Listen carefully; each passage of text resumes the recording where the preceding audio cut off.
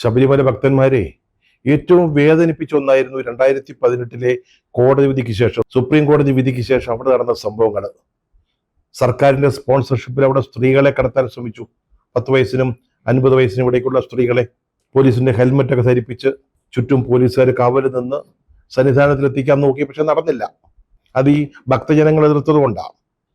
അതിനുശേഷം ഇപ്പോൾ അന്നത്തെ ആ വേദനാജനകമായ അനുഭവങ്ങൾക്ക് ശേഷം ഇപ്പോൾ വാസ്തവത്തിൽ ശബരിമലയിൽ ഒരു തീർത്ഥാടന കേന്ദ്രത്തിൽ നടക്കാൻ പാടില്ലാത്ത പലതുമാണ് ഇപ്പോൾ നടന്നുകൊണ്ടിരിക്കുന്നതെന്ന് വ്യക്തമായിരിക്കുക. അതിന്റെ തെളിവുകളാണ് ഇപ്പോൾ പുറത്തു വന്നുകൊണ്ടിരിക്കുന്നത്. ഭഗവാന് സമർപ്പിച്ച സ്വർണം എവിടെ പോയി? അത് എവിടെയുണ്ട്? അത് സംബന്ധിച്ച ആശങ്കകൾ നിലനിൽക്കുകയാണ്. അധികാരപ്പെട്ടവരല്ലാത്ത പലരും അവിടെ കയറി ഇടപെട്ടു എന്നുള്ളതിന്റെ തെളിവുകൾ പുറത്തേക്ക് വന്നുകൊണ്ടിരിക്കുകയാണ്.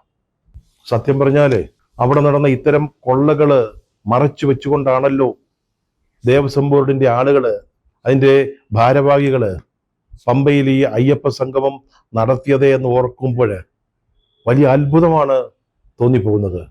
ശബരിമലയുടെ കാര്യത്തിൽ സംഭവിച്ചുകൊണ്ടിരിക്കുന്നത് സാക്ഷാൽ അയ്യപ്പ കോപമാണെന്ന് പറയാതെ വയ്യ.